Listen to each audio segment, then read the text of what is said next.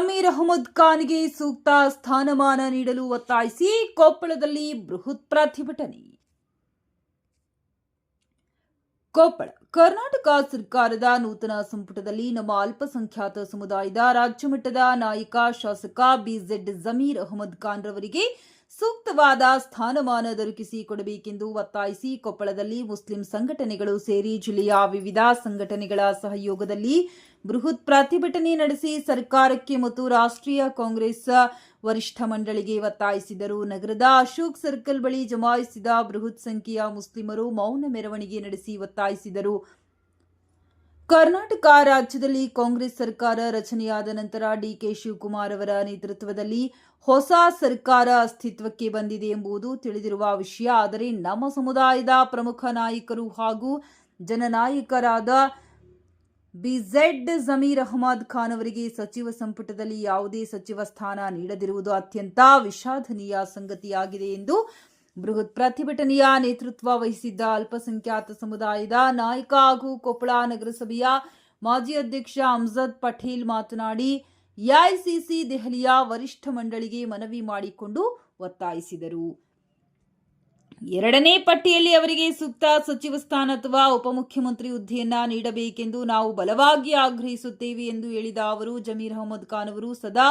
ಸಮಾಜದ ಹಾಗೂ ಅಲ್ಪಸಂಖ್ಯಾತರ ಹಿತಾಸಕ್ತಿಯನ್ನ ಕಾಪಾಡುತ್ತಾ ಜನಸೇವೆಯನ್ನ ತಮ್ಮ ಮೊದಲ ಆದ್ಯತೆಯಾಗಿ ಮಾಡಿಕೊಂಡು ಕಾರ್ಯನಿರ್ವಹಿಸಿದ್ದಾರೆ. ಹಿಂದಿನ ಸರ್ಕಾರದ ಅವಧಿಯಲ್ಲಿಯೂ ಅವರು ನಿರಂತರವಾಗಿ ಜನಕಲ್ಯಾಣ, ಅಭಿವೃದ್ಧಿ, ಸೌಹಾರ್ದತೆ ಮತ್ತು ಏಕತೆಯ ಪರವಾಗಿ ಅನೇಕ ಮಹತ್ವದ ಕಾರ್ಯಗಳನ್ನು ನೆರವೇರಿಸಿದ್ದಾರೆ. ಸರ್ಕಾರದ ಅನುದಾನಗಳ ಮೂಲಕ ಹಲವಾರು ಅಭಿವೃದ್ಧಿ ಕಾಮಗಾರಿಗಳನ್ನು ಜಾರಿಗೆ ತಂದಿದ್ದಾರೆ. ಅಲ್ಲದೆ ತಮ್ಮ ವೈಯಕ್ತಿಕ ಹಣಕಾಸಿನ ನೆರವು ನೀಡುವುದರ ಮೂಲಕ ಸರ್ವ ಜನಾಂಗದ ಬಡಜನರ ಆಶಾ ಕಿರಣವಾಗಿ ಅವರು ಸದಾ ಶ್ರಮಿಸುತ್ತಾ ಬಂದಿದ್ದಾರೆ. ಅವರಿಗೆ ಹೊಸ ಸರ್ಕಾರದ ಮೊದಲ ಪಟ್ಟಿಯಲ್ಲಿಯೇ ಅವಕಾಶ ನೀಡಬೇಕಾಗಿತ್ತು. ಆದರೆ ಅದು ಸಾಧ್ಯವಾಗದಿರುವುದರಿಂದ ಕರ್ನಾಟಕ ಸರ್ಕಾರ ಹಾಗೂ ಎಐಸಿಸಿ ನಾಯಕರ ಗಮನಕ್ಕೆ ನಮ್ಮ ಬೇಡಿಕೆಯನ್ನ ತಲುಪಿಸುವ ಉದ್ದೇಶದಿಂದ ಶಾಂತಿಯುತ ಪ್ರತಿಭಟನೆ ಹಮ್ಮಿಕೊಳ್ಳಲಾಗಿದೆ. ನಮ್ಮ ಬೇಡಿಕೆ, ನಮ್ಮ ಮನವಿ ಈಡೇರಿಕೆಗಾಗಿ ಶಾಂತಿಯುತ ಮೌನ ಮೆರವಣಿಗೆ ನಡೆಸಲಾಗಿದೆ. ನಮ್ಮ ಪಕ್ಷದ ವರಿಷ್ಠರ ಮೇಲೆ ವಿಶ್ವಾಸವಿದೆ. ಅವರು ನಮ್ಮ ಸಮಸ್ಯೆಗಳಿಗೆ ನೇರ ಸ್ಪಂದನೆ ನೀಡಿ ಜಮೀರ್ ಅಹಮದ್ ಖಾನ್ ರವರಿಗೆ ಸೂಕ್ತವಾದಂತಹ ಸ್ಥಾನಮಾನ ನೀಡುತ್ತಾರೆ ಎಂಬ ಭರವಸೆ ಕೂಡ ನನಗೆ ಇದೆ ಎಂದು ಕೊಪ್ಪಳ ನಗರಸಭೆಯ ಮಾಜಿ ಅಧ್ಯಕ್ಷ ಅಮ್ಜದ್ ಪಟೇಲ್ ಹೇಳಿದರು. ಎಲ್ಲಾ ಇಸ್ಲಾಂ ಬಂಧುಗಳು ಹೆಚ್ಚಿನ ಸಂಖ್ಯೆಯಲ್ಲಿ ಭಾಗವಹಿಸಿ ತಮ್ಮ ಪ್ರಜಾಸತ್ತಾತ್ಮಕ ಹಕ್ಕನ್ನು ಚಲಾಯಿಸಿ ನಮ್ಮ ಸಮುದಾಯದ ಪ್ರತಿನಿಧಿತ್ವಕ್ಕಾಗಿ ತಮ್ಮ ಧ್ವನಿಯನ್ನ ಎತ್ತಿದ್ದಾರೆ. ಇತ್ತೀಚೆಗೆ ಜರುಗಿದ ಉಪಚುನಾವಣೆಯಲ್ಲಿ ಸದರಿಯವರ ಬಗ್ಗೆ ಅಪಪ್ರಚಾರ ಸೃಷ್ಟಿಸಿ ಗೊಂದಲ ಉಂಟು ಮಾಡಿದ ಬಗ್ಗೆ ತನಿಖೆಯಾಗಬೇಕು, ತಪ್ಪಿತಸ್ಥರನ್ನ ಶಿಕ್ಷಿಸಬೇಕೆಂದು ಒತ್ತಾಯ ಕೂಡ ನಮ್ಮದಾಗಿದೆ ಎಂದು ಅಮ್ಜದ್ ಪಟೇಲ್ ಹೇಳಿದರು. ಬೃಹತ್ ಪ್ರತಿಭಟನೆಯಲ್ಲಿ ಇಸ್ಲಾಂ ಧರ್ಮ ಗುರುಗಳಾದ ಗಂಗಾವತಿಯ ಮೌಲಾನಾ ಆಫೀಸ್ ಮೊಹಮ್ಮದ್ ಮುಸ್ತಾಫಾ ಕಮಾಲ್ ಪಾಷಾ ಖಾದ್ರಿ, ಅಂಜುಮನ್ ಕಮಿಟಿಯ ಅಧ್ಯಕ್ಷ ಆಸಿಫ್ ಕರ್ಕಿಹಳ್ಳಿ, ವಾಲ್ಮೀಕಿ ನಾಯಕ ಸಮಾಜದ ಮುಖಂಡ ಯಮನೂರಪ್ಪ ನಾಯಕ್, ದಲಿತ ಸಮುದಾಯದ ಮುಖಂಡ ಪರಶುರಾಮ್ ಕೆರೆಹಳ್ಳಿ, ಬಿಲ್ದಾರ್ ಸಂಘದ ಕಾರ್ಯದರ್ಶಿ ಜಾಫರ್ ಸಾಬ್ಕುರಿ, ಎಂಡಿ ಜಿಲಾನ್ ಕಿಲ್ಲೇದಾರ್, ಮೈಲಾಯ್ಕ್ ಮುಸ್ತಾಫ್ ಕುದುರೆಮೋತಿ, ನಗರಸಭೆ ಮಾಜಿ ಸದಸ್ಯ ಅಜಿಮುದ್ದೀನ್ ಅತ್ತಾರ್, ಸೈಯದ್ ನಾಸಿರುದ್ದೀನ್ ಹುಸೇನಿ, ಅಂಜುಮನ್ ಕಮಿಟಿ ಕಾರ್ಯದರ್ಶಿ ಸಿರಾಜ್ ಮನಿಯಾ, ರಂಗಭೂಮಿ ಕಲಾವಿದ ಚಾಂದ್ ಬಾಷಾ ಕಿಲ್ಲೇದಾರ್, ಗೌಸಾಬ್ ಸರ್ದಾರ್, ರಾಬಿತ್ ಮಿಲ್ಲತ್, ಸಂಸ್ಥೆಯ ಜಿಲ್ಲಾಧ್ಯಕ್ಷ ಎಂ ಲಾಯಕ್ ಅಲಿ ಮುನಿರಾಬಾದ್, ಶಾದಿ ಮಹಲ್ ಅಧ್ಯಕ್ಷ ಸಾದಿಕ್ ಪಾಷಾ ಮುನಿರಾಬಾದ್, ಅಂಜುಮನ್ ಕಮಿಟಿ ಅಧ್ಯಕ್ಷ ಜಾಹಿದ್ ಹಾಗೂ ಯಲಬುರ್ಗದ ಶಾಮೀದ್ ಕರಮುಡಿ, ಯಲಬುರ್ಗಾ ಪಟ್ಟಣ ಪಂಚಾಯಿತಿ ಸದಸ್ಯ ರಿಯಾಜ್ ಕಾಜಿ, ಕುಕನೂರಿನ ಮುಸ್ಲಿಂ ಸಮಾಜದ ಮುಖಂಡ ರಶೀದ್ ಹಂಚಿಗೇರಿ,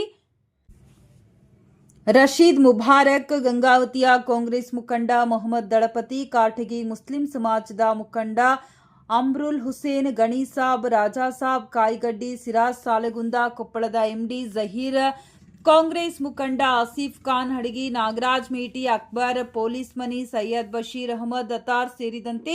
ಸಹಸ್ರಾರು ಸಂಖ್ಯೆಯಲ್ಲಿ ಮುಸ್ಲಿಂ ಮುಖಂಡರು, ವಿವಿಧ ಸಂಘಟನೆಗಳ ಪದಾಧಿಕಾರಿಗಳು, ಪಂಚ್ ಕಮಿಟಿ, ಮಸೀದಿ ಕಮಿಟಿ, ಶಾದಿ ಮಹಲ್ ಕಮಿಟಿ, ನೌಜವಾನ್ ಕಮಿಟಿ ಪದಾಧಿಕಾರಿಗಳು, ಕಾರ್ಯಕರ್ತರು, ಅಭಿಮಾನಿಗಳು ಅಪಾರ ಸಂಖ್ಯೆಯಲ್ಲಿ ಪಾಲ್ಗೊಂಡು ಶಾಂತಿಯುತವಾಗಿ ಮೌನ ಬೃಹತ್ ಪ್ರತಿಭಟನೆಯನ್ನ ನಡೆಸಿ ಕಾಂಗ್ರೆಸ್ ಪಕ್ಷದ ವರಿಷ್ಠ ಮಂಡಳಿಗೆ ಒತ್ತಾಯಿಸಿದರು.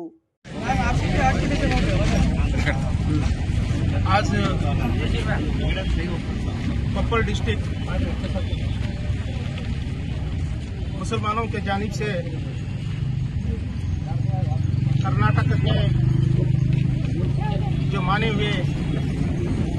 बीजेड जमीर अहमद साहब को डिप्टी सीएम देने का मुताहला करते हुए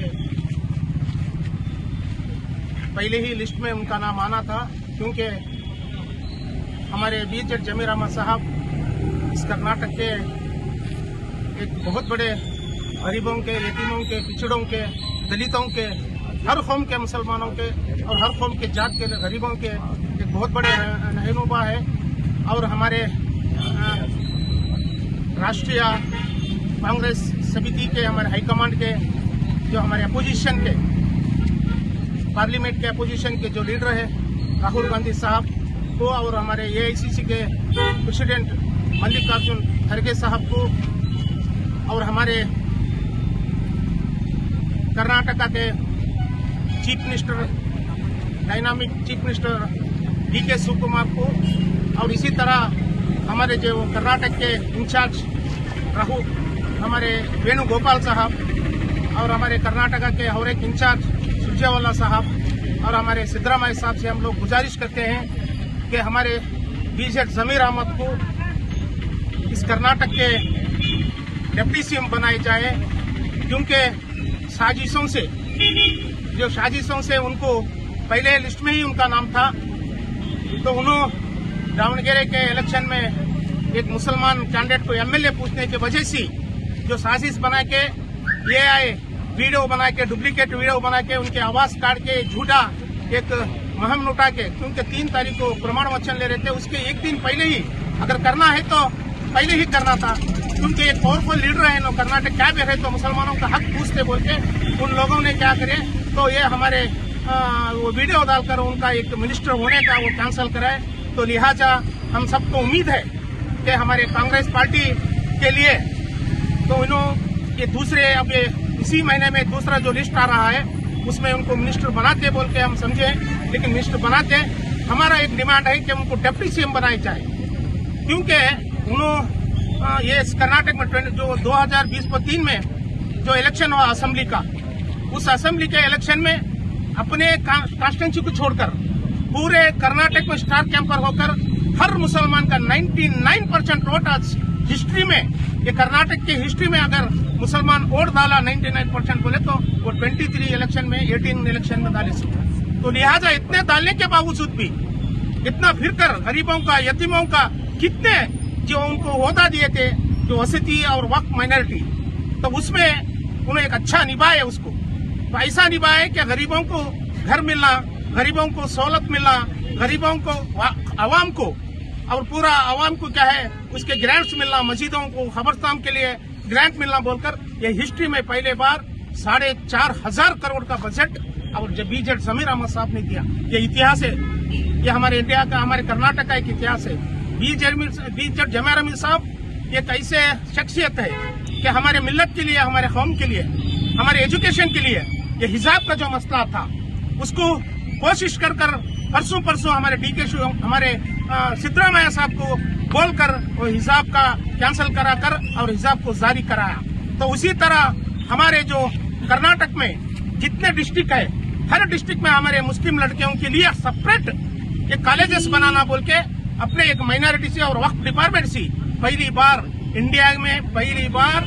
गवर्नमेंट में मुस्लिम लड़कियों के लिए कॉलेज अगर करे हैं तो कर्नाटका है, वो जमीर अहमद साहब ने किए। हमारे कोप्पल को भी कॉलेज सैंक्शन हुआ, ऑलरेडी कॉलेज इस साल से चालू हुआ और जगह भी लिया, और उसके बाद उसका पैसा भी 4 करोड़ रुपए आ गया है। इसी तरह हर डिस्ट्रिक्ट को बीजेड जमीर अहमद साहब ने ये जो कॉलेजेस चालू किए और हर डिस्ट्रिक्ट में, हर खेड़े में शादी महल दिए। इतना ग्रांट दिया मैं आज तक का मैं नहीं सोचे थे। अगर कर्नाटक में मेरे 40 साल के जो सियासत के मेरे एक तजुर्बे में ऐसा मिनिस्टर काम करने वाला कहाँ भी नहीं मिला। लिहाजा आप लोगों से गुजारिश है, तो इसी सरकार का पैसा होता ही नहीं,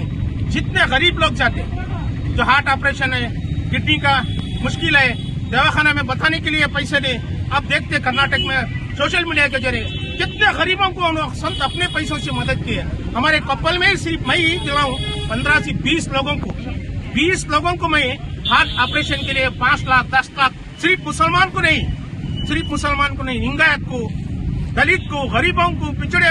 पिछड़े जात के लोगों को, हर कौम वालों को अगर कोई है कर्नाटक में बोले तो गरीबों को, यतीमों को देखने वाले वो हमारे बीच जमीर अहमद साहब है बोलते हुए, तो लिहाजा हाईकमान से मैं गुजारिश करता हूँ, हमारे कोप्पल जिला के पूरे अवाम के तरफ से मैं रिक्वेस्ट करता हूँ कि उनको जल्द से जल्द उनको डिप्टी सीएम बनाया जाए बोल के इस मौके पर मैं बोलने की कोशिश करता हूँ। मेरा नाम है अमजद पटेल, बल्दिया का वाइस चेयरमैन हूँ।